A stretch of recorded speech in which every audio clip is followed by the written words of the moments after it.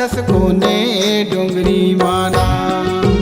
तपस्या करथस कोने पहरी माना। बघवा भालू बन बसेरा सांप सरू के डेरा।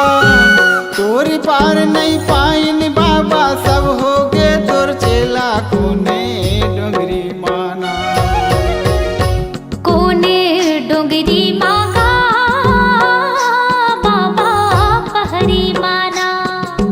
तपस्या करत हस कोने डोंगरी माना।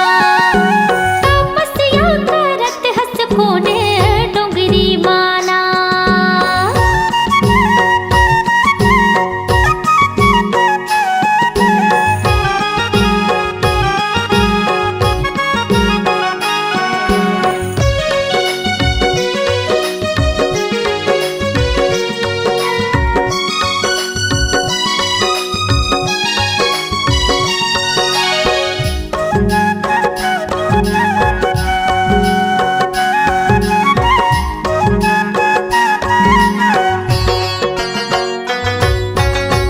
सर सर सर करे झकोरा रिमझिम पानी बरसे।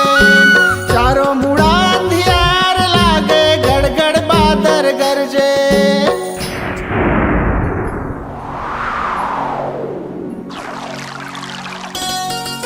सर सर सर सर करे झकोरा रिमझिम पानी बरसे। चारों मुड़ा अंधियार लागे गड़गड़ बादर गरजे। चीरे चुरगुन चहचहावै होत बिहान बेरा। तोर पार नहीं पाइन बाबा सब हो गे तोर चेला कोने डोंगरी माना।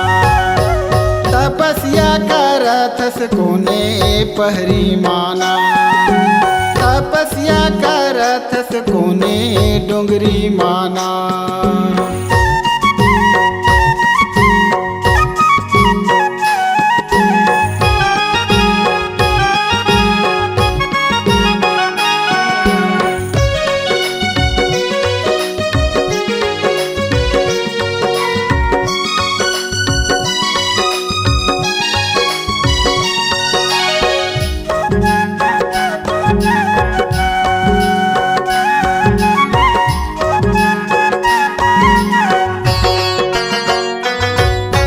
बड़े बड़े और ऋषि मुनि तोर कोनो नि पाइन पार।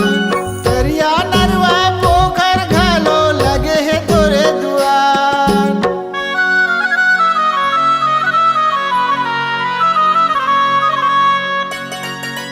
बड़े बड़े और ऋषि मुनि तोर कोनो नि पाइन पार। दरिया नरवा पोखर घालो लगे है तोरे द्वार। बघवा भालू बन बसेरा सांप सरू के डेरा। तोर पार नहीं पाइन बाबा सब हो गे तोर चेला कोने पहरी माना।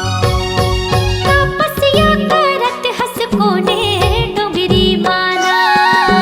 तपस्या करथस कोने डोंगरी माना। कोने डोंगरी मागा बाबा पहरी माना।